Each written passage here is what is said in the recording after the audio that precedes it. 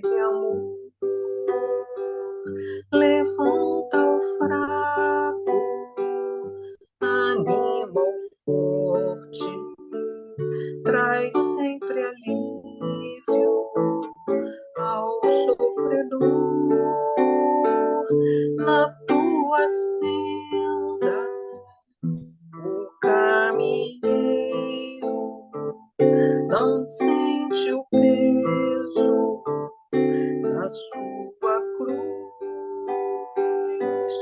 porque caminha fitando o céu e te sentindo, Mestre Jesus,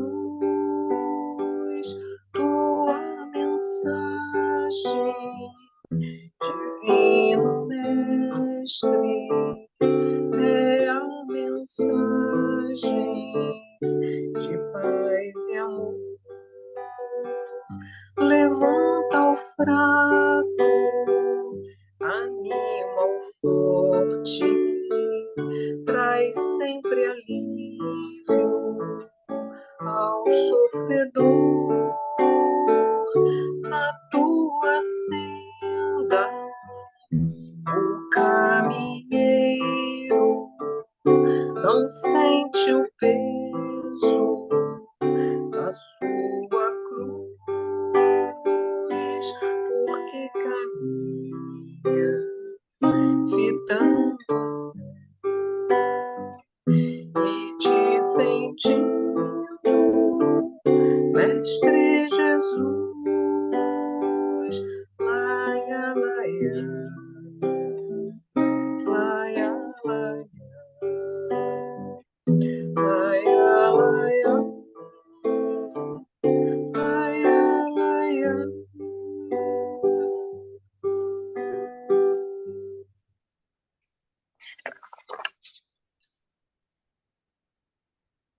Gracinha, você que está entrando depois de muito tempo, quer fazer a página de abertura hoje?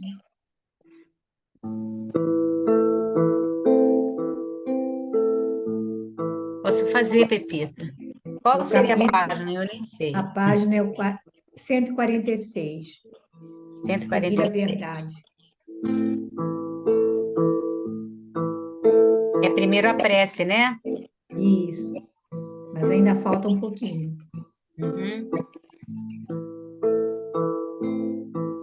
Ele veio, pão da vida, luz do mundo, tinha um olhar quente e profundo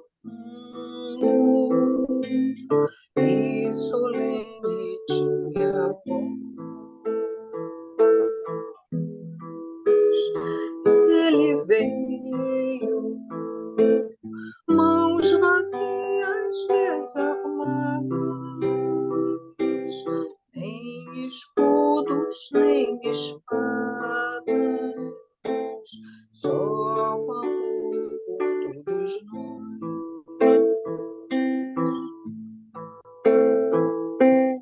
Toda noite sem estrelas, ele ilumina.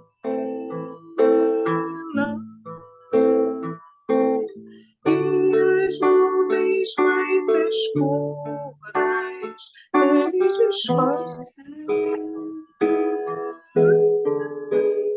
Ele veio e agitou a nossa alma e tirou a nossa calma, mas nos trouxe a sua paz. Ele veio, pão da vida, luz do mundo, tinha um olhar quente e profundo e solene tinha a voz. Ele veio, mãos vazias, desarmadas, nem escudos, nem espadas, só o amor por todos nós.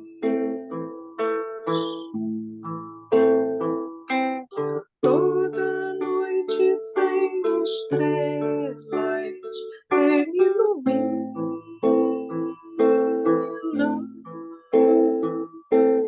e as nuvens mais escuras ele desfaz.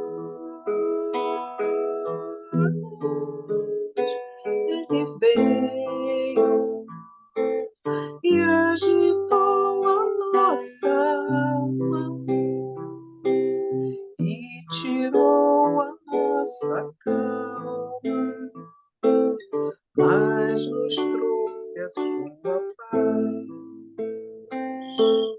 mas nos trouxe a sua paz.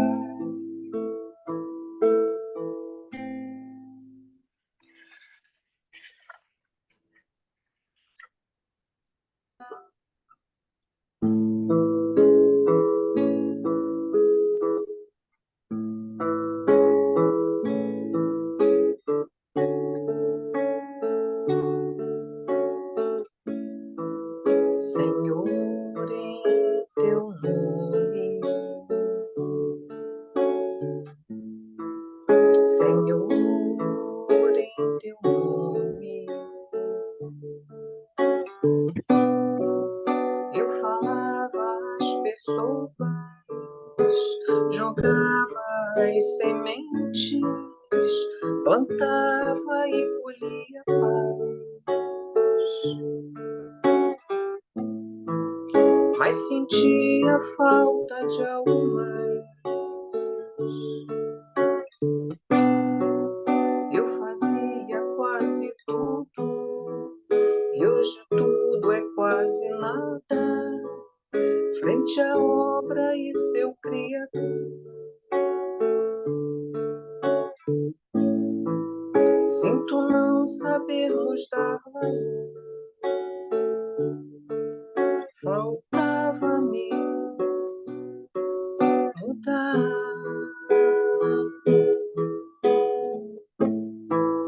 e tentar me encontrar e tentar me conhecer, Senhor.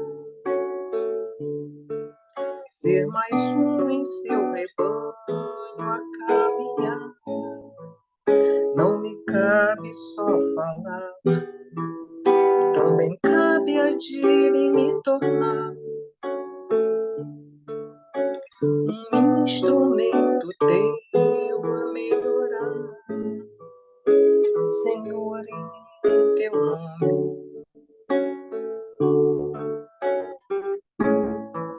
Senhor, em teu nome,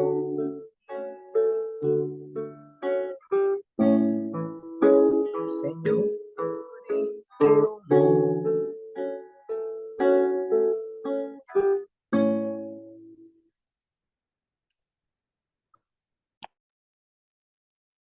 Bom, gente, boa tarde a todos, sejam todos bem-vindos. Então, nossa irmã Gracinha hoje ela vai fazer a prece e a página de abertura. Pode começar, Gracinha. Tá sem som, Gracinha. Boa tarde a todos.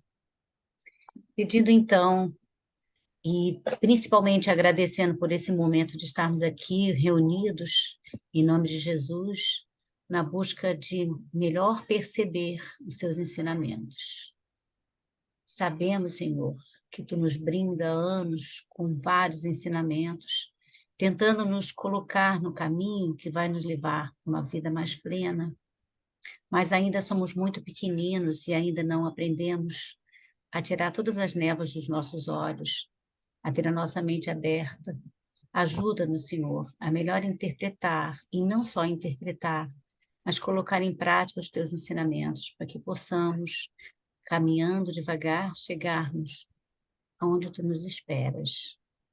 Sabemos que Tu estás conosco, não nos abandone, ajuda-nos na nossa pequenez. Que assim seja. Então, o texto de hoje não é só. Mas agora, despojai-vos também de todas essas coisas da ira, da Não é, cólera. Eu errei. desculpe, eu acho que é a É anterior. 146, eu estou no 147. Seguir a verdade, seguir a verdade. Antes, seguindo a verdade em caridade, cresçamos em tudo naquele que é a cabeça, Cristo. Paulo aos Efésios, capítulo 4, versículo 15. Porque a verdade participa igualmente da condição relativa. Inúmeros pensadores enveredam pelo negativismo absoluto, convertendo o materialismo em zona de extrema perturbação intelectual. Como interpretar a verdade se ela parece tão esquiva aos métodos de apreciação comum?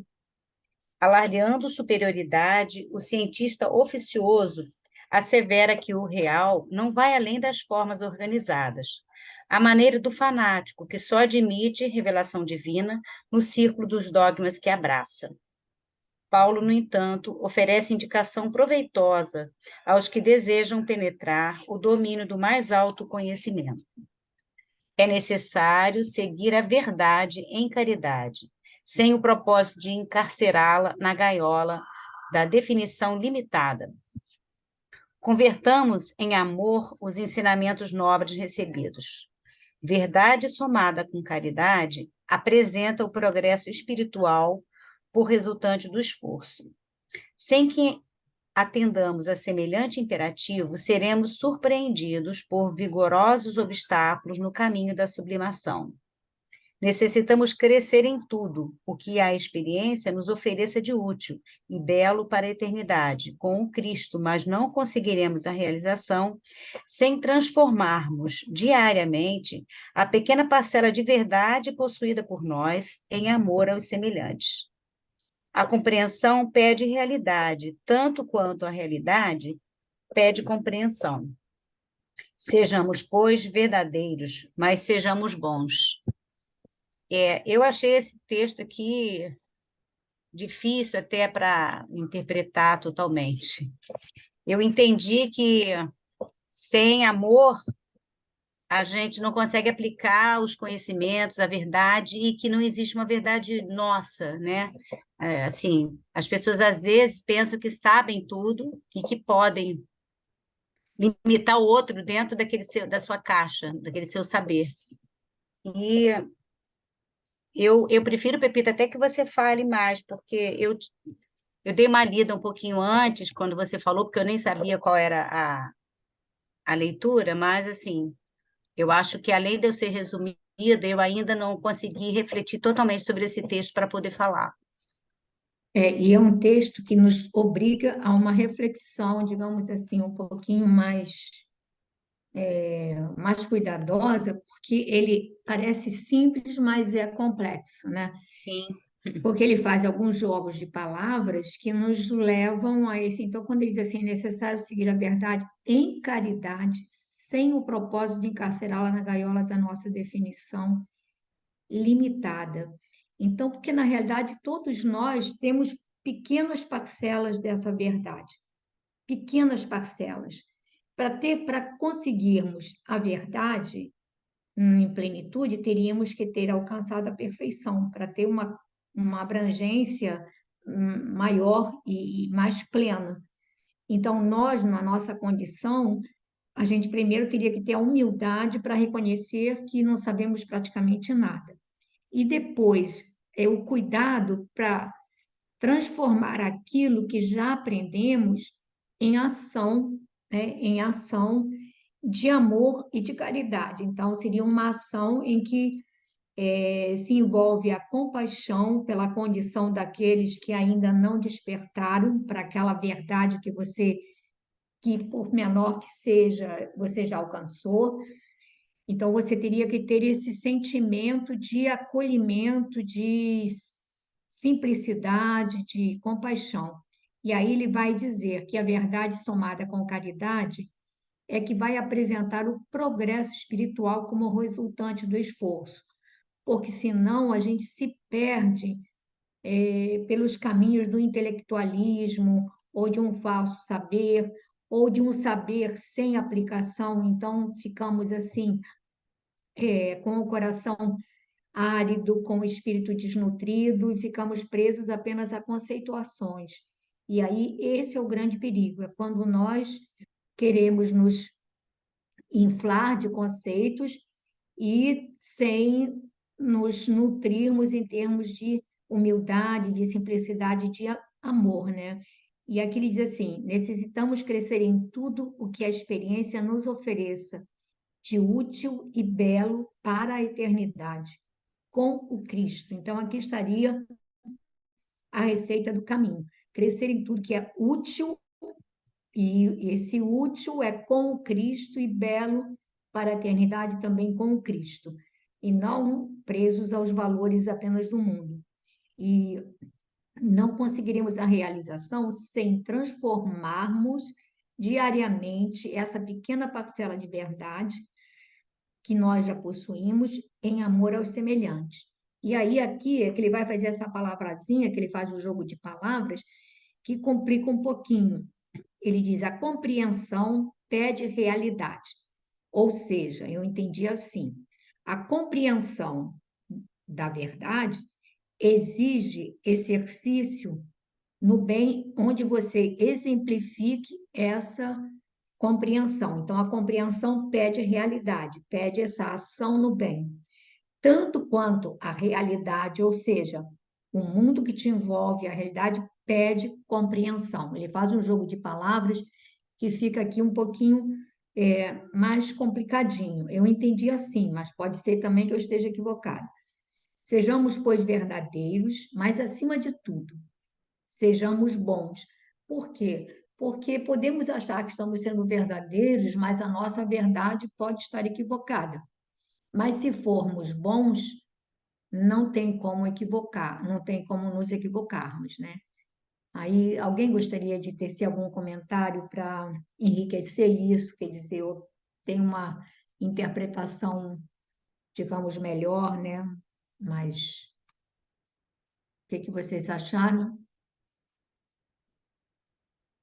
Ninguém vai falar? Eu achei o Pepita interessante também aqui, quando ele fala lá na página anterior, ele fala do cientista, né, que tem uma visão que para ele é a única que é aceita, e também fala do fanático, não é? Que só aceita que a revelação está no círculo dos dogmas que abraça, né? Como se Deus, né, se a revelação divina não estivesse em toda parte, né? Não estivesse em todos os lugares, em todos os templos, em todas as...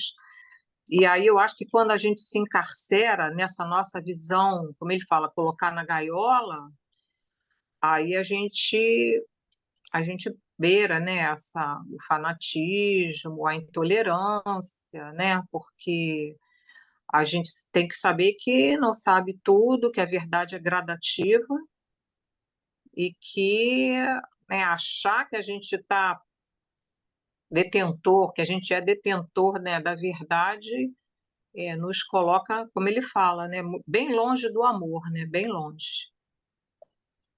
É exatamente isso. Aliás, porque eu digo que o fanatismo é um traço do perfil nosso, né, do ser humano, claro que uns mais, outros menos. E a pessoa que tem essa tendência ao fanatismo, quer dizer, quando essa tendência ela é mais apurada, a pessoa é fanática em qualquer coisa, né? Ela vai ser fanática desde o time de futebol, desde digamos assim, o perfil político, enfim, desde tudo. Ela vai ter, digamos assim, fugiu daquilo que ela entende como o ideal, não seria bom, né? Ele vai ficar, é uma tendência que a pessoa tem, desde o perfil religioso, quantos e quantos crimes, né, foram perpetrados por causa do fanatismo religioso, né, Glorinha? Quantos? E tudo em nome de um Deus, né? Porque antes do Cristo já eram para ele foi mesmo uma vítima, né? Foi um crime já de um fanatismo religioso. E aí em nome de um Deus ou de uma pureza doutrinária que era triste, né? Bom, mais alguém gostaria de falar alguma coisa? Não? Essa parte aí da verdade, eu também, quando eu estava lendo, eu pensei que essa verdade é interpretada também como somente a justiça, né? Sem né, essa parcela de verdade como sendo a lei de justiça, mas que não deve ser utilizada sozinha, né? Por isso que precisa da caridade, né? Tá? Também pode ser. Pode Mas assim, abranger isso. uma coisa não exclui a outra, não. É Não. só. Bom, então nós estamos terminando o capítulo. Deixa eu ver quem gostaria. Glorinha, você quer fechar esse capítulo? Meu livro está com várias marcações aqui, aqui, aqui. Nós estamos Nós estamos numa naquela página antes do discussão, capítulo 8º. né? Nós estamos uma página antes. Na realidade, nós queríamos começar o figurou-se de que Jesus, mas a gente pode pegar o parágrafo anterior, é aquela discussão entre não chega a ser uma discussão, porque só ele fala, a Lívia está calada, entre o Públio e a Lívia, né? E aí a gente pode começar o dizendo, bateu a porta, né? Tá bom. Dizendo-o, bateu a porta com toda a força dos seus movimentos instintivos, encaminhando-se ao gabinete, enquanto a esposa, de coração genuflexo, dirigiu o pensamento para aquele Jesus carinhoso e terno que veio ao mundo para salvar todos os pecadores. Lágrimas dolorosas fluíam-lhe dos olhos, fixos ainda na paisagem do lago de Genezaré, aonde parecia haver regressado em espírito novamente. Lá estava o mestre, em atitudes doces de prece, cravando nas estrelas do céu os olhos fulgurantes. Figurou-se-lhe que Jesus também lhe notara a presença naquela hora sombria da noite, porque desviara o olhar fúlgido do firmamento constelado e estendia-lhe os braços compassivos e misericordiosos, exclamando com infinita doçura: Filha, deixa que chorem os teus olhos as imperfeições da alma que o nosso Pai destinou para a alma para a gêmea da tua. Não esperes deste mundo mais que lágrimas e padecimentos, porque é na dor que os corações se lucificam para o céu. Um momento chegará em que te sentirás no acume das aflições, mas não duvides da minha misericórdia, porque no momento oportuno, quando todos te desprezarem, eu te chamarei ao meu reino de divinas esperanças, onde poderás aguardar teu esposo no curso incessante dos séculos. Pareceu-lhe que o mestre continuaria a embalar-lhe o coração com suaves e carinhosas promessas de bem-aventurança, mas um ruído qualquer a separara daquela visão de luz e de felicidade indefiníveis. Quebrara-se o quadro da sua recordação espiritual, como se feito de tenuíssimas filigranas. Todavia, a esposa do senador compreendeu que não fora vítima de uma perturbação alucinatória e guardou com amor, no âmago do coração, as doces palavras do Messias.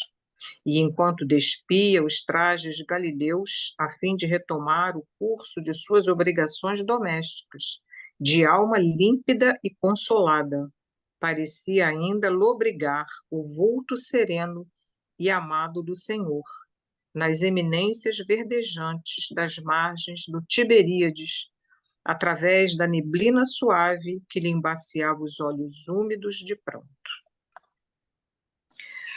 Bom, aqui, né, depois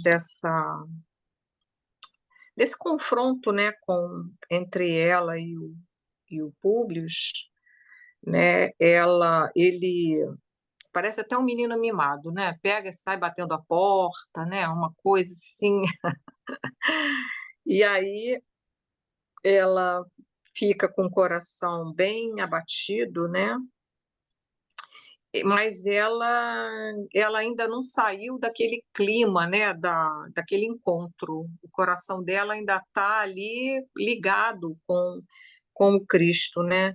Porque basta ela dirigir o pensamento, né, é, naquele momento assim de aflição, que ela se transporta, né? Eu acho até lá, né? Até a presença de Jesus, né? E lá ela, ele vai ampará-la, né? Quando ele fala, se dirige a ela e fala que ela chore mesmo pelas imperfeições da alma do Públio, né? Porque e aqui achei muito bacana que é Jesus que fala para ela que o Públio é a alma gêmea dela, né? Ele fala: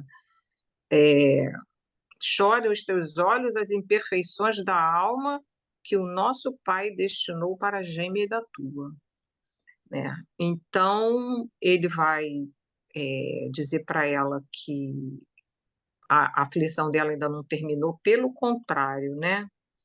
Porque ele vai dizer que vai chegar um momento que ela vai estar no auge assim do sofrimento, né? Que ainda não era o auge do sofrimento, que esse momento chegaria, mas que ele estaria lá amparando-a, né? E outra coisa também que ele fala, né? Eu te chamarei ao meu reino de divinas esperanças, onde poderás aguardar teu esposo no curso incessante dos séculos. Então, ela parte daqui direto para os reinos superiores, onde vai ficar aguardando que o Públio tenha condição, né? Quantos séculos ainda tenha condição de poder se unir a ela novamente, né? Porque isso aí acho que Jesus já deixa bem claro, né? Que como alma gêmea, né? Como ela vai aguardá-lo, né? Então aí a gente, né, vê que, né, ela está realmente já totalmente num patamar, né? Ela alcançou um patamar mesmo em que vai estar direto, né? Nas esferas do Cristo, né? E aquela sensação não vai sair mais dela, como já o encontro já com Jesus já também já não saiu mais dela, né? Mesmo que ela aquilo de repente se esvanecendo como se fosse um sonho, né? Como se fosse, e ela percebe que não tinha sido uma alucinação, ela, aqui o Emmanuel fala, ela guardou com amor no âmago do coração as doces palavras do Messias. Então, você ter o Cristo falando que vai estar contigo, né? Que vai te chamar ao seu reino, né? Não é para qualquer um, né? Então, ela, né, aquilo, né, vai dar a ela toda a fortaleza, né? E então eu acho que ela já está aqui com esse reino divino já dentro dela e ninguém tira mais, né? Mas vocês podem falar aí. Florinha, aquilo que eu disse sempre, eu acho que ela já veio, digamos assim, ela já veio dessas esferas, né? Ela já veio dessas esferas sublimes. A gente não pode esquecer aquele sonho, que não é um sonho, aquele desdobramento que ficou nítido para o Emmanuel, quer dizer, para o Públio, que quando ela intercede para que ele reencarne. E ela vem com ele com um único objetivo: despertar essa alma para o Cristo, despertar essa alma para o Cristo. A partir dali, quer dizer, diante da dificuldade, diante da reincidência de quedas muito graves, etc. e tal, ela intercede e ela vem apenas para sacudi-lo. Ele vai experimentar o que É, é ter uma alma de escola, um espírito sublime ao lado, e a gente vai perceber, quer dizer, ele vai dar esse despertar, vai acontecer ainda nessa reencarnação, e a partir dali ela não precisa mais reencarnar. Quer dizer, os é, contatos deles podem ser quando, em momentos, digamos assim, fugazes, ou quando ele possa merecer ir até ela, ou ela vir até ele, mas não através mais da reencarnação. E Jesus deixa isso claro. E a gente vê também na série de Alcione, né? A gente vê naquela série, daquele outro romance dele, da Renúncia, que a Alcione, quando ela ela volta porque ela tenta despertar o espírito, aquele espírito que ela ama tanto, tanto, e que ele está assim em franca queda, para tentar acordá-lo para que ela pudesse, depois dali em diante, dar prosseguimento. Então, eu acho que às vezes, quando, digamos, o amor é tão profundo e aquela criatura vê que nós não conseguimos nos soerguer, não conseguimos despertar, eles se submetem a sacrifícios extremos para que, ao contato de um amor diferente, aquele espírito. Né? A gente vê isso também em Libertação, quando Matilde se propõe a reencarnar, quer dizer, ela de uma esfera também sublime, e se propõe a reencarnar para, numa existência curta, sacudir a alma desse filho que ela ama tanto e que havia se transformado num líder das trevas, né? E aí, a partir dali, ela vai acompanhá-lo à distância. Então, a gente vê que isso é mais ou menos um é. Ela, procedimento. ela não precisava passar pelas aflições, ele precisava, né? É, Por todo né? O problema da filha, o rapto, ela já não precisava passar por isso, mas ela passa para que ele possa vivenciar, ela possa ampará-lo, né? Mas ele não tem ele não consegue, né? Olhar por esse mas, lado. mas vai ficar gravado nele, vai ficar gravado no espírito dele o comportamento dela, as atitudes dela, isso tudo vai ficar. Ele nesse momento ele não consegue entender, porque ele está sendo assim profundamente contrariado, aquela coisa toda. Mas depois isso vai, digamos assim, alçá-lo a uma outra condição, né? Alguém gostaria de tecer algum comentário sobre esse finalzinho de parágrafo, que é lindo demais, mas e a gente vê também que bastou esse contato dela com Cristo, você vê que afloram os potenciais dela mediúnicos, como se estivessem meio que travados, eles afloram e ela não põe em dúvida alguma, ela não tem dúvida que foi assim uma imaginação. E aí a gente vê também que quando o espírito ele é dotado de sentimentos puros, a conexão com o Cristo é automática, né, gente? Bastou que ela pensasse para ela se transportar até ele e ele acolher a súplica dela. Quer dizer, isso é um sentimento, a pureza dos sentimentos dela, uma condição que. Alguém mais gostaria de falar alguma coisa? Então vamos para o próximo capítulo.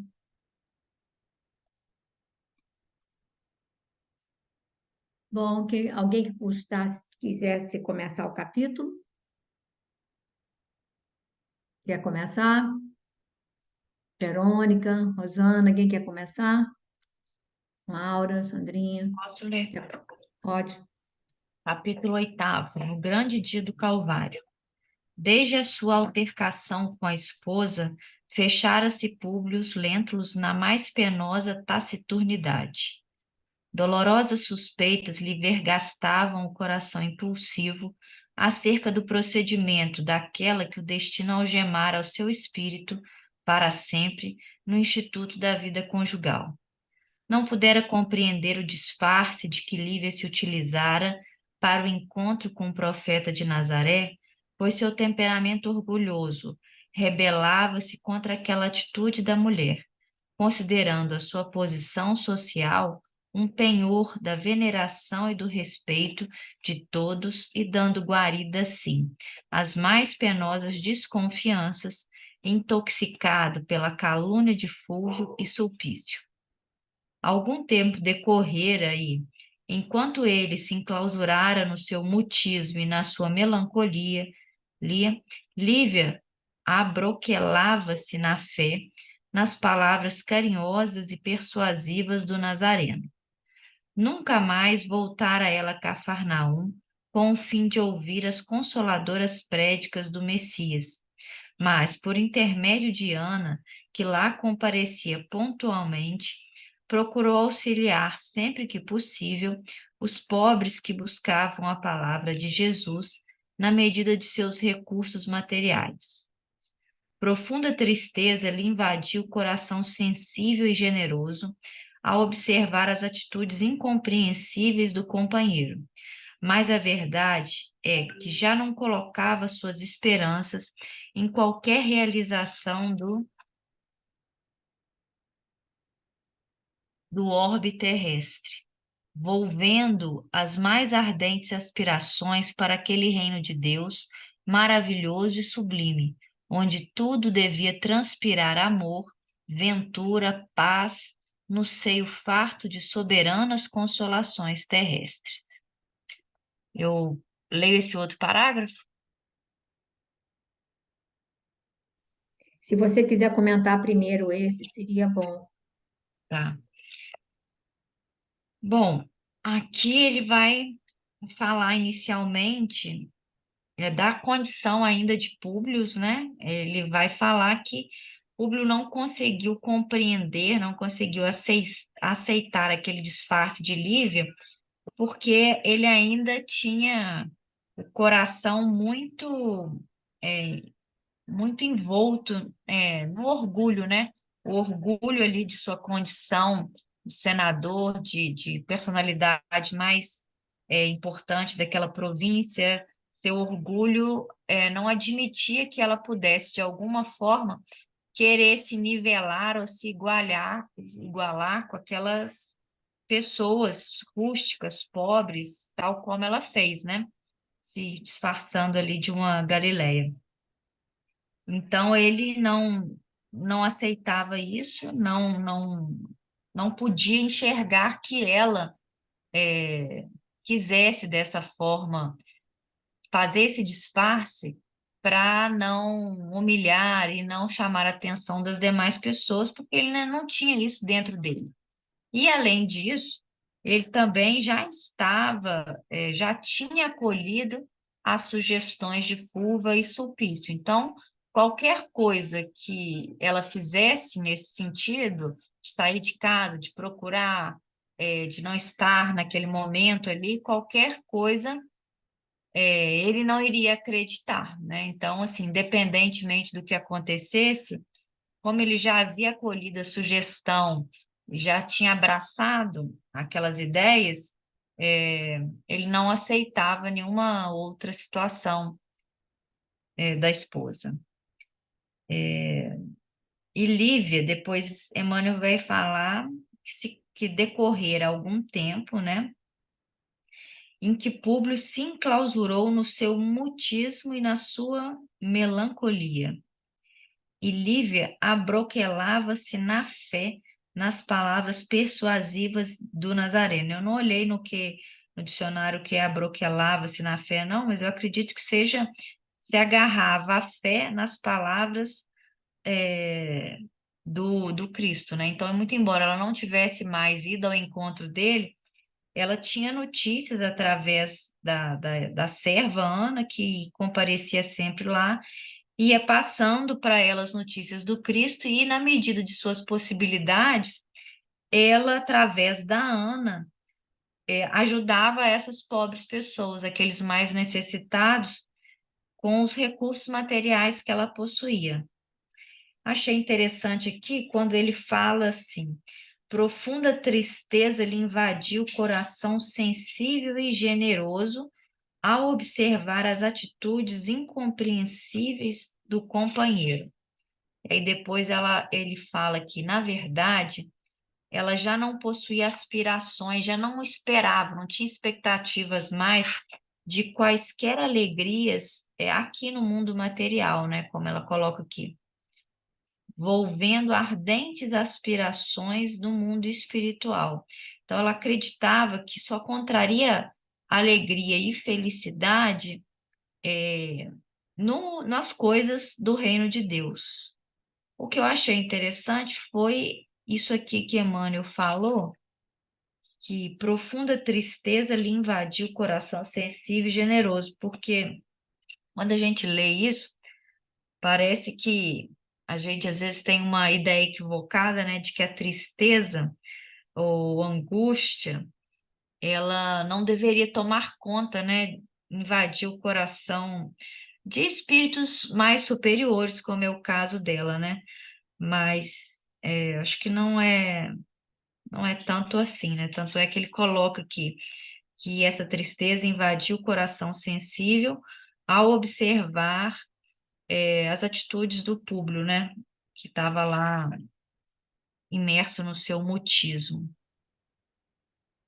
Ô, Verônica, Verônica, é porque tem dois tipos de tristeza, não é?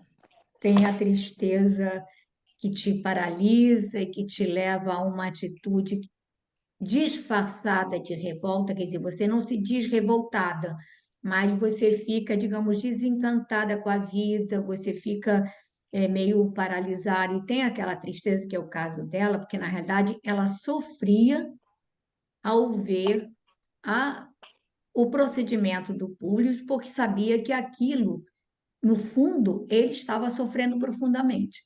Ele não a compreendia e ele estava, então ela sofria por ele. Quer dizer, ela estava triste não porque ela estivesse magoada. A diferença é essa, é que muitas vezes nós estamos tristes porque no fundo estamos guardando uma mágoa, um ressentimento daquele acontecimento.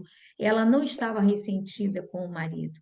Ela sofria por ele. Então essa tristeza é diferente daquela tristeza nossa em que a gente está triste porque no fundo a gente está decepcionado, a gente está desencantado, enfim. Eu acho que isso. E só mais uma coisinha que eu lembraria, quando ele olha como o orgulho dele era tamanho, que ele diz, considerando a sua posição social, um penhor de veneração e do respeito de todos. Ou seja, por que é que ela se submetia a ser como uma simples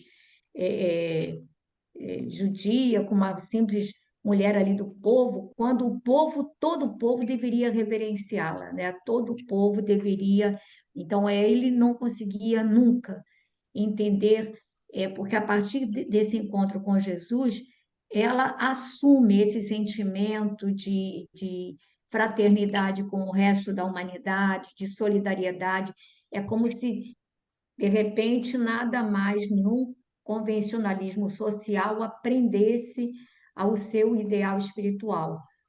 Mas alguém ia falar, quem era Sandrinha? eu queria falar que quando a gente pega ali as palavras de Jesus para ela, quando ele fala, deixa que chorem os teus olhos as imperfeições da alma que o nosso Pai destinou para gemer de tua. Quer dizer, os olhos dela chorassem as imperfeições dele, é isso que você está Sim, falando, né? exatamente. Ele falava, olha, aceita, não é? Mas chora, né? Aceitando as imperfeições da alma dele, né? E eu acho que a tristeza dela é isso mesmo, né? É O por próprio Jesus fala ele, é que ela por ele, não é chorasse por ela. exatamente pela imperfeição dele, chore as imperfeições da alma dele, né? Uhum. Da alma Então, gêmea dela. essa que é a grande diferença, né, Glorinha? Porque nós ficamos magoados, ficamos ressentidos. Ela não. A pureza do sentimento dela era tamanho que ela se conecta com o Cristo simplesmente, gente. Simplesmente, numa evocação, ela vai até ele. Essa é a diferença, né? São aqueles que têm puro coração. E a diferença está nisso. A gente fica magoado, fica ressentido. Mas fala aí, acho que a Sandrinha também ia falar, né? Não, não, eu ia justamente reforçar.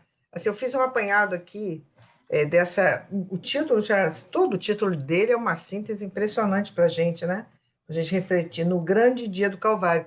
Então a gente pega os evangelistas, você vê que é aquela entrada triunfal dele que Emmanuel vai mostrar aquilo que a gente não vê lá atrás, como foi a vida real ali de Lívia, Públio e de todos aqueles que estavam naquele entorno, neste momento que vai ocorrer essa Páscoa judaica, né, de 33. Então, a gente busca, Mateus, eu peguei aqui Mateus 21, primeiro versículo. Se você volta atrás, ele já vai estar trazendo já o que lá no Velho Testamento já se dizia, a história do jumentinho, né? Então, tem Gênesis, tem Isaías, tem Zacarias, ou seja, não que eu saiba todos eles, eu fui procurar as ligações, né? E aí a gente busca agora aqui, Emmanuel vai trazer um enriquecimento muito grande dessa entrada triunfal de Jesus em Jerusalém para mostrar o grande dia do Calvário, como é que nós, né, seres humanos, diria assim, passamos de demonstrações que diríamos ser maravilhosas, de aconchego, de reconhecimento, de gratidão por aquilo que se faz a cada um de nós, mesmo sem saber o valor crístico do mestre, né? E daqui a pouco a gente se vira e, de acordo com as intenções de grupos, e aí levando também enquanto o aspecto espiritual, né, o processo obsessivo que se instaurou ali, tudo isso, nós vamos ver que aqueles mesmos que eram auxiliados por ele passam a renegá-lo e preferir Barrabás, né? Então, eu acho muito importante essa entrada de Emmanuel, porque a gente vai entrando, é como se a gente estivesse vendo aquilo que os evangelistas nos colocam, vendo sob um outro ângulo agora. Agora, vê lá a situação desse espírito crístico, como você gosta de dizer, Pepita, como a Olivia está vivendo isso, como por trás disso tem uma história, vamos dizer assim, de uma família, na verdade, de Públio e Lívia, né? Com todo aquele enredo de tramóias, de calúnias, enfim, e aí a gente começa a imaginar quantos enredos permaneceram envolvendo toda aquela atmosfera, né, dessa entrada desse grande dia do Calvário. E abroquelar-se, isso mesmo que você colocou, Verônica, amparar-se, né, defender-se naquele Cristo que ela já sabia quem era e para que viera, né? É isso. Bom, já que você já começou a falar dessa entrada, ele vai falar agora. Você pode ler um pouquinho sobre isso, hein? Sim, posso sim. Então, fala aqui, né? Aproximava-se a Páscoa no ano 33. Numerosos amigos de Públio haviam aconselhado a sua volta temporária a Jerusalém, a fim de intensificar os serviços da procura do filhinho, no curso das festividades que concentravam, na época, as maiores multidões da Palestina, estabelecendo possibilidades mais amplas ao reencontro do desaparecido. Peregrinos incontáveis de todas as regiões da província dirigiam-se para Jerusalém, a participar dos grandes festejos, oferecendo simultaneamente os tributos de sua fé no suntuoso templo. A nobreza indígena também se fazia notar ali, em tais circunstâncias, através de seus elementos mais representativos. Todos os partidos políticos se arregimentavam para os serviços extraordinários das solenidades que reuniam as maiores massas do judaísmo, encaminhando-se para lá os homens mais importantes do tempo. As autoridades romanas, por sua vez, concentravam-se igualmente em Jerusalém, na mesma ocasião, reunindo-se na cidade quase todos os centuriões e legionários, destacados a serviço do império, nas paragens mais remotas da província. Públio Lentulus não desdenhou Alvitre e, antes que a cidade se enchesse de romeiros exploradores, já ali se encontrava com a família, fornecendo instruções aos servos de confiança, conhecedores do pequenino Marcos, de maneira a estabelecer um cordão de investigadores atentos e permanentes, enquanto perdurassem os festejos. Em Jerusalém, o convencionalismo social não se modificara, notando-se apenas a circunstância de Públio haver dispensado a residência do tio Sálvio, adquirindo uma vila confortável e graciosa em plena rua movimentada, de onde pudesse observar, igualmente, as manifestações populares. Às vésperas da Páscoa chegaram com volumosa preamar de peregrinos de todas as classes e de todas as localidades provinciais. Interessante observar-se, naqueles blocos heterogêneos de povo, os hábitos mais díspares entre si. Caravanas sem conto, revelando os mais esquisitos costumes, atravessavam as portas da cidade, patrulhadas por numerosos soldados pretorianos. Vamos Enquanto comentar isso, Sandrinha? até aqui, Você né? quer que aí que já tem a página inteira, né? Primeiramente, né, ele já deixa claramente que Jesus também vai lá, né, com os seus discípulos, também com aqueles que o acompanhavam. Jesus segue da Galiléia para Jerusalém, né? Ele não diz com que transporte ali, mas geralmente era a pé, né, que eles faziam esses percursos, não é? Eu fui ver aqui, olha só, da Galiléia para Jerusalém, uma Bíblia.com deu, se fosse por Samaria, média de 143 quilômetros, e por Jericó, 155. Um outro site dá em torno de 126 quilômetros. Não importa. Mesmo assim, o que importa, né, é que Jesus seguia respeitando, vamos dizer assim, né, os costumes, as tradições do povo judeu e também se dirigiu para Jerusalém. Sabemos mais adiante os objetivos que estavam por trás de tudo isso, né? Agora, anotei aqui aquilo que vocês já comentaram muito bem, não é? Já nos capítulos anteriores. O Públio estava fixado, além da questão que envolvia a mulher que ele amava, né? E ele se sentindo traído, vamos dizer assim, mas ele não tirava os olhos e o coração de buscar o filhinho, Marcos, né?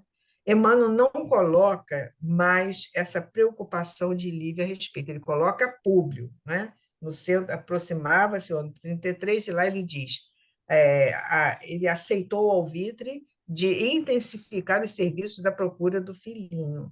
Ou seja, a gente visualizando isso, né?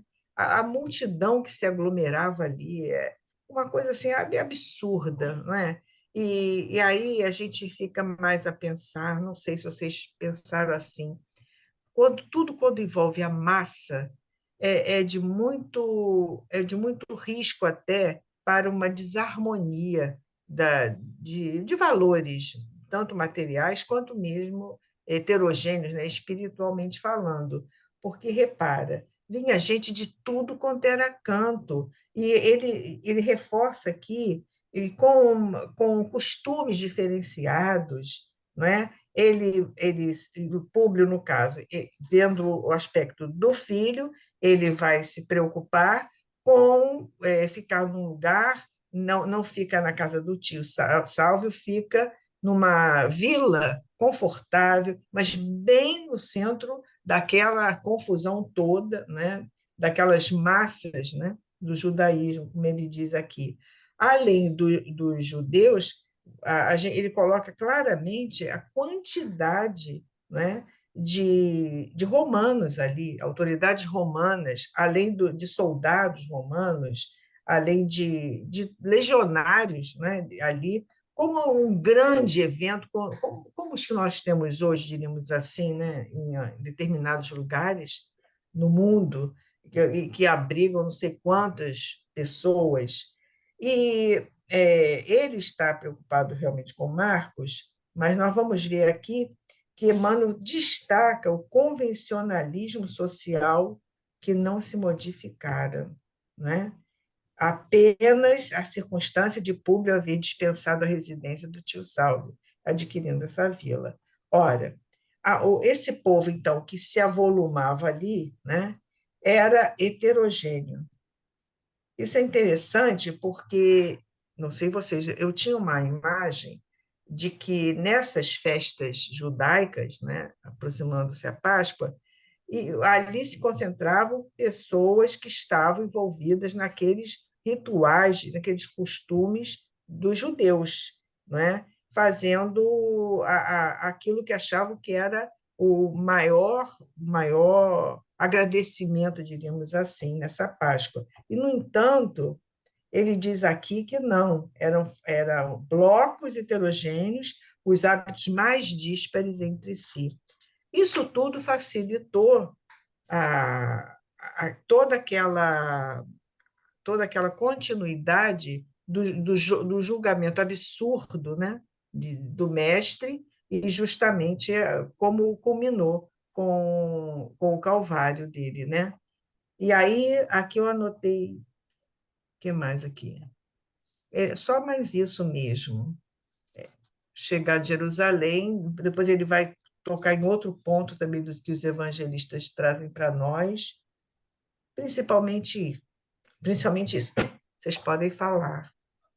Só queria fazer uma pergunta, não é? É porque ele vai falar, eu não sei se é um erro da nossa edição, que eu vi que você leu também essa palavra, e para mim não ficou sem sentido. Quando ele fala, a Indígena. nobreza indígena também se fazia notar Anotei ali. isso. Eu Isso. Aí eu também não falei, gente, entendi que onde ele nobreza indígena? O pessoal que está Olha, com uma edição mais nova é é, indígena ou é indigna ou é outra coisa? indígena mesmo. eu Eu Que é a acho também que tenho deve indígena. ser a nobreza originária. A, Primitivo. deve Busquei ser. num grupo que estuda lá de Manaus, e eles colocaram que essa nobreza indígena é isso mesmo, Verônica, da localidade. Agora, É, eu não porque, sei, porque eles nós não temos falaram a assim, fonte, né? Não não, sei não, o eu porque sei, mas faz sentido, é porque como a gente tem essa coisa do indígena ligado a outras é, civilizações é, primitivas, né? Mas deve ser isso mesmo. é da localidade. Eu também fiquei achando que tinha algum porque problema de eu edição. quando li, eu pensei assim, em povos mais, não, não indígenas, mas como havia muita mescla, né, de várias sociedades, a gente vê que os egípcios, né, tinha toda uma os etíopes, não é que circulavam por aquelas regiões. Eu pensei em povos assim, mas no sentido exótico, não no sentido de indígena, sabe? Mais É, assim, É considerado mais porque exótico assim. É porque, na realidade, quando os judeus se espalharam pelo mundo, eles passavam a viver distanciados, acabavam assumindo costumes, práticas dos povos aonde eles se instalavam, não é? Então, é por isso que ele vai falar. E quando todos aqueles que podiam, na época da Páscoa, retornavam a Jerusalém. Então, automaticamente, embora fossem todos judeus, mas eram judeus de Eram localidades gregos, mas diferentes, ainda. né? É. Com práticas já diferentes, então por é, isso que há essa disparidade de é. costumes, né? Tanto é que ele fala nobreza indígena, né? É. E É, ele reforça blocos heterogêneos de povo. é, Originários. exatamente. É. Pô, essa eu vou até colocar Então, aqui. Obrigada. quem gostaria de prosseguir a leitura, gostaria de ler um pouquinho. A Laura está, Rosana também está bloqueada ali agora, está no escurinho, a Laura também. Então, quem gostaria? Rosana quer ler? Apareceu. Posso ler, minha internet não está muito boa, mas eu agora até me perdi onde foi que Caravanas se encontram revelando os mais sim. esquisitos. Uhum. Caravanas sem conto, revelando os mais esquisitos costumes, atravessavam as portas da cidade, patrulhadas por numerosos soldados pretorianos. E ao passo que o senador fazia comparações de ordem econômica, social e política, observando as massas de povo que afluíam nas ruas movimentadas, vamos encontrar Lívia em palestra íntima com a serva de sua amizade e confiança. Sabeis, senhora, que também o Messias chegou ontem à cidade? Exclamava Ana com um raio de alegria nos grandes olhos. Verdade? Perguntou Lívia surpresa. Sim, desde ontem chegou Jesus a Jerusalém, saudado por grandes manifestações populares. Estão me ouvindo? Estamos. Está fazendo um ruído aqui. Eu acho que tá. Vou até tirar o som daqui da Edith. Eu acho que ela tem cachorrinho aí em algum lugar. Uhum. A ressurreição de Lázaro em Betânia confirmou suas divinas virtudes de filho de Deus entre os homens mais descrentes desta cidade, e acabo de saber que sua chegada foi objetivo de imensas alegrias da parte do povo. Todas as janelas se enfeitaram de flores para sua passagem triunfal. As crianças espalharam palmas verdes e perfumadas no caminho em homenagem a ele e aos seus discípulos. Muita gente acompanhou o mestre desde as margens do lago de Genezaré, seguindo-o até aqui através de todas as localidades. Quem me trouxe a notícia foi um conhecido pessoal, portador do tio Simeão, que também veio a Jerusalém nessa grande caminhada, apesar de sua idade avançada. Ana, essa notícia é muito confortadora, disse-lhe a senhora com bondade. E se eu pudesse, iria ouvir a palavra do mestre onde quer que fosse.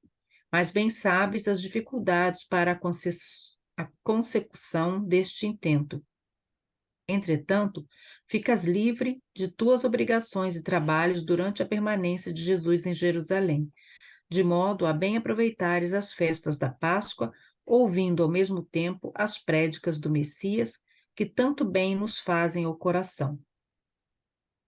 Para ou continua? Pode parar, Rosana, e comentar. Bom, a chegada de Jesus ali não foi bom, eu acho, né? Não foi por vontade própria dele, né? Foi já depois do julgamento, ou foi para o julgamento, não sei. Não, não, não, Não? não, Foi para não, a Páscoa. Rosana. A Ele vem Páscoa. para a Páscoa. Na realidade, ele sabe para que vem.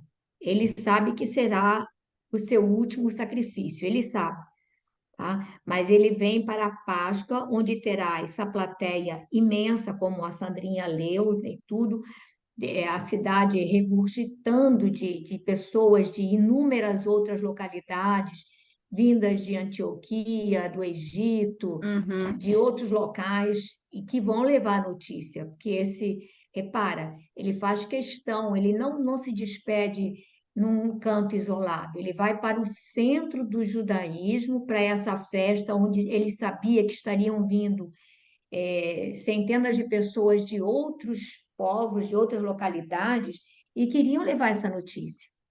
Essa notícia vai ser espalhada. Ele sabe para que está vindo. Imagina se Jesus não ia saber ao que, né, quais eram, Sim, mas mas ele. ainda vai acontecer tudo. Agora, no início, a Ana narra aquilo que a Sandrinha falou, a chegada triunfante a Jerusalém, as homenagens do povo, né? Aí vai ter Então, essa ele estava indo oscilação, essa mesmo para pregar lá, flutuação. né? Aí vai ter essa Na época da Páscoa. flutuação. Bom, e ah, aí descreve, né, as comemorações da Páscoa, como até hoje as pessoas usam esses símbolos aí, né, das palmas e tudo. E a, a Lívia acaba dizendo para a Ana, né, que ela está liberada dos trabalhos para poder assistir, no caso, né, às pregações de Jesus, mas que ela não poderia ir, e a Ana sabia por quê. Bom, você pode comentar mais aí, porque foi mais descrição aí, né, nessa parte. Foi mais descrição. E a Sandrinha, ela já fez uma antecipação dessa situação e que é muito importante, que continua até hoje, né, acontecendo assim, a flutuação da opinião do ser humano, a flutuação da sua emotividade, a oscilação entre o bem e o mal. Então, repara como Jesus faz questão de mostrar isso para a gente. Mas eu acho que não só nessa passagem, não é, Sandra, mas naquela passagem, quando ele pergunta para os discípulos, é, quem vós pensais que eu sou, quem vós dizeis, achais que eu sou, e que aí Pedro vai e fala que ele é o filho de Deus, etc. e tal, e ele diz assim, em verdade te digo que não foste tu que o dissestes, mas que, digamos assim, o Pai havia falado por ele. E logo em seguida, quando ele anuncia, quer dizer, no mesmo cenário, logo em seguida, quando ele vai anunciar os acontecimentos drásticos que o esperam, aí Pedro diz assim: Não, Senhor, eu não permitirei que isso aconteça. E aí ele diz: Vá de retro, Satanás, ou seja, aquela coisa que naquele momento ele estaria sendo um instrumento de uma influenciação negativa, porque estaria querendo impedir que ele cumprisse o seu. Então, assim, essa oscilação nossa, essa flutuação entre o bem e o mal, ainda em nós que somos pessoas que já decidimos que a gente não quer compactuar, pelo menos assim, pensadamente com o mal, quer dizer, a gente ainda pratica o mal, mas não é aquele mal premeditado, não é aquela coisa. Mas até nós oscilamos em muitos momentos a nosso temperamento, a nossa impulsividade nos faz ficar nessas oscilações que provam ainda a nossa fragilidade, a nossa falta, digamos assim, de determinação e de, como é que eu diria assim, convicção, porque uma coisa é a convicção na palavra, no momento que a gente está inspirado, em que os bons espíritos podem estar nos influenciando, e dali a pouco a gente sai daquele momento, vai para um outro momento em que estamos assim, temos que nos confrontar com pareceres que nos são adversos, que temos que nos posicionar de uma outra maneira, e aí saímos do tom totalmente. Então, isso é o que nós somos, né?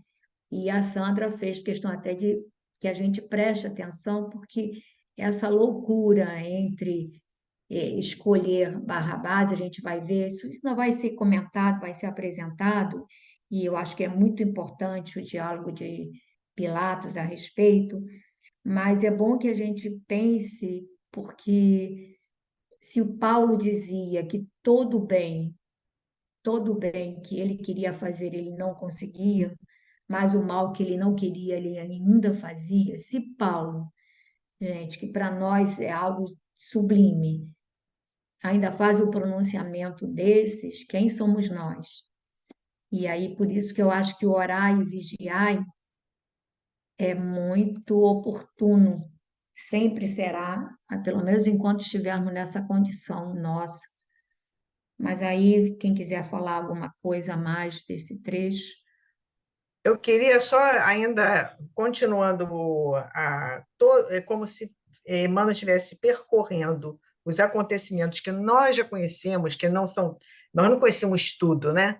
Uhum. Vai chegar um momento lá adiante, com maior progresso nosso, nós vamos conhecer muito mais do que realmente se deu. Mas como é que a situação, a atmosfera foi se adensando porque quando Jesus chega a Jerusalém, ele vinha da ressurreição de Lázaro em Betânia. Então, para o grupo, ele era enaltecido, não é? Ele era algo completamente diferente. Ele realizava prodígios que ninguém imaginava poder realizar. Ao passo que aqueles que já não estavam interessados na presença dele e tendo Jesus como um adversário, né, como alguém que poderia retirar até aqueles que estão no poder, poder temporal, não é, do lugar, porque basta aí a gente vai ver essa questão do rei, né, ser rei, o fato de ser rei, isso ainda complicava mais a situação, favorecendo justamente aquele lado mal daquelas pessoas, né, que queriam, né, aqueles judeus que ali estavam, né, aqueles que queriam, os do poder temporal, que queriam que ele saísse do panorama de tudo, porque não interessava a eles. Eles se sentiam ameaçados realmente naquilo que eles já detinham, né? E o João fala bem claro na ressurreição de Lázaro, como que a coisa vai, ele entrando em Jerusalém, ele está entrando como se fosse um rei, né? Se a gente pensar bem, no jumentinho, mas como se fosse um rei de todo aquele povo, aquela multidão, todo não, vamos agora eu vou botar entre aspas, né? Porque Emmanuel coloca bem claro isso aqui. Todo um grupo que já o considerava maior do que qualquer outro que ali estivesse, né? Eu queria também falar, Sandra, que você já tinha citado, essa entrada dele em Jerusalém, no jumentinho, as palmas, isso tudo está lá nos profetas dizendo que o Messias entraria em Jerusalém montado no jumentinho, tanto que ele vai pedir o jumentinho e ele entra. Eu acho que isso foi que é, irou ainda mais os fariseus, né? Porque o povo estava aclamando como se ele fosse o Messias mesmo. E ele entra no jumentinho, isso ainda causa mais furor àquela elite lá, né? Porque isso Bastante estava mesmo. lá em alguns, eu não sei qual, talvez você saiba aí Eu qual anotei profeta. aqui, eu não tenho estudos assim do Velho Testamento, eu anotei, mas é impressionante, né, como é que eles falam aqui.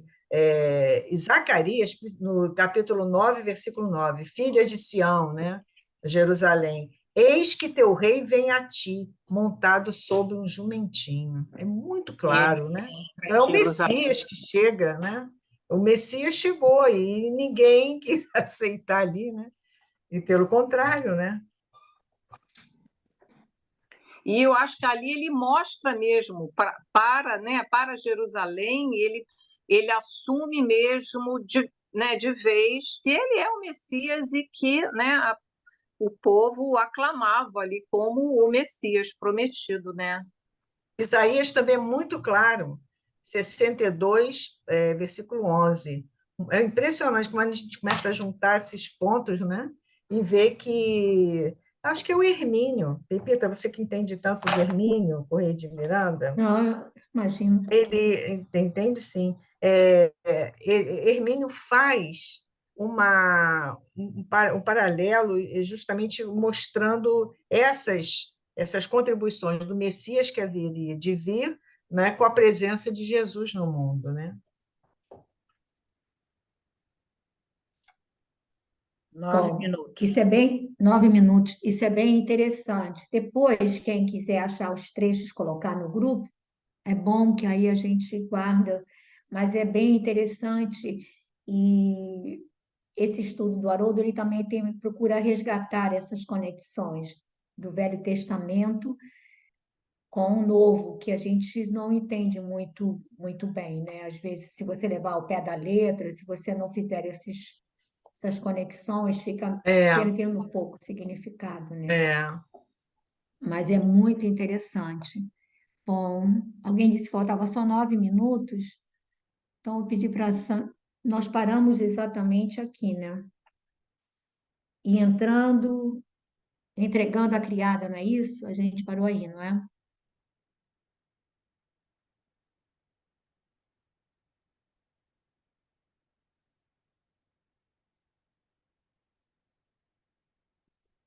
Não, parou antes da casa de Lentulus, eu acho. Parou Em aqui, casa né? de Enquanto o senador fazia comparações de ordem Eu econômica, marquei, social, não eu é? marquei e entregando a criada o indispensável Eu auxílio. também eu É também, marquei, aí eu mesmo, também. da né? criada.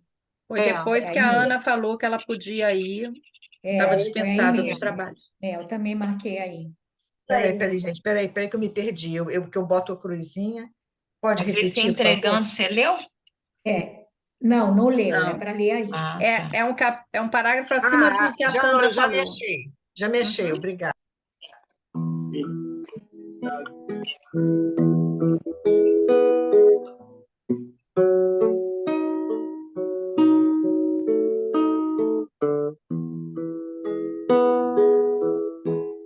Contam que Jesus certo dia andava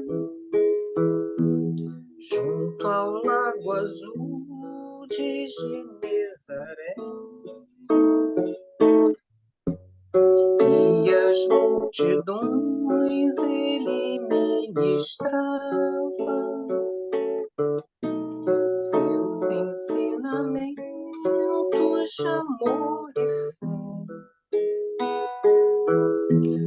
com saliva e lodo curava os cegos,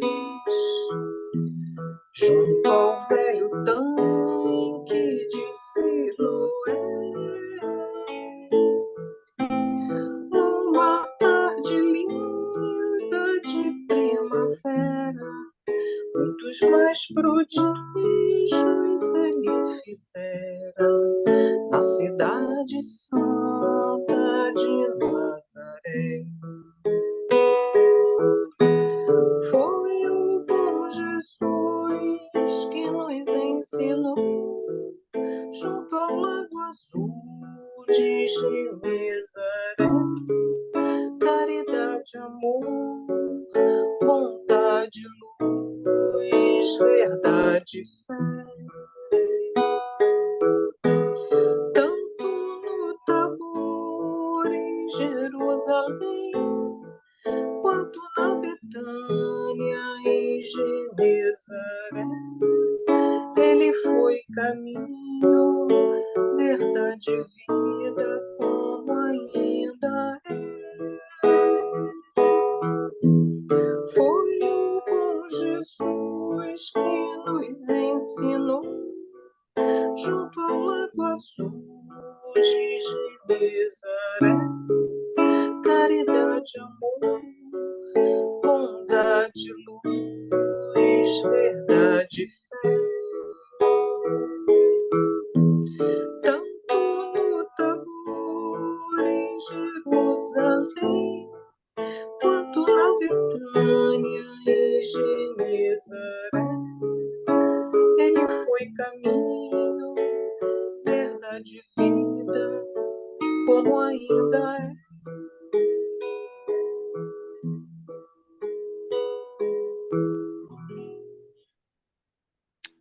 Bom, nesse momento em que vamos terminando o estudo desta tarde, nós te agradecemos, Senhor, pelas dádivas recebidas, pela oportunidade que nos reúne em teu nome para essas reflexões, Senhor.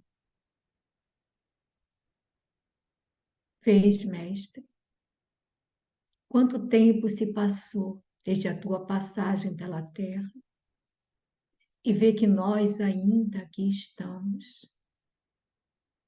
caminhando a passos muito lentos, desejando seguir-te, mas presos ao mundo e aos nossos interesses imediatos.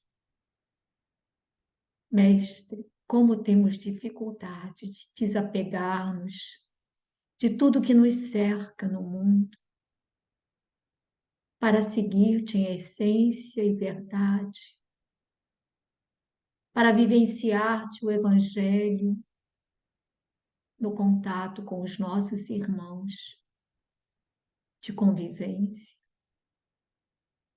Como temos dificuldade, Senhor, para exercitar a paciência e a humildade, aguardando o tempo do amadurecimento de cada um de nós.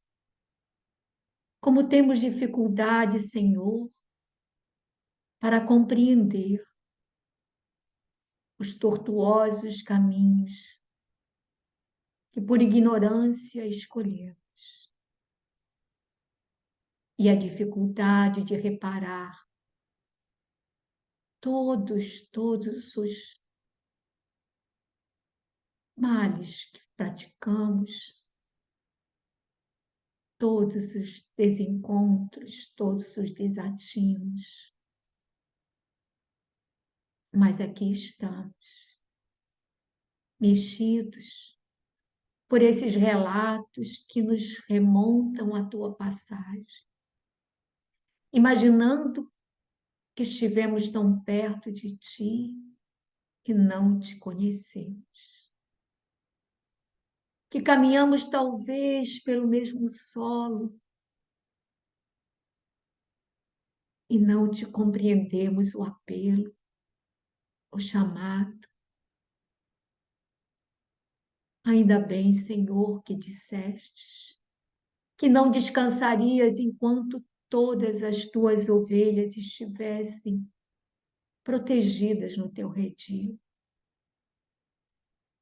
E nós que ainda estamos, Senhor, em campos adversos, vivendo nossos conflitos do mundo, clamamos, Senhor, para que não nos esqueças. Clamamos, Jesus, para que tenhamos condições de ir até ti em algum momento. Não importa quanto tempo demorar, mas que um dia possamos chegar a ti com a alma lavada, harmonizados com a lei, tendo reparado os nossos desacertos. Então, nesse momento, o nosso apelo é por todos aqueles que, como nós, ainda estão presos aos interesses transitórios do mundo e ainda não te conhecem, ou se te conhecem por ouvir falar, não vivenciam os teus conselhos. A intercessão é por todos nós que nessa condição nos encontramos. Ampara-nos, Senhor. Acolhe-nos por misericórdia. Estende-nos a tua mão para que possamos levantar-nos dos charcos e seguir montanha acima em busca do Pai, na tua busca. Abençoa-nos para que as sementes do bem possam germinar em nossos corações.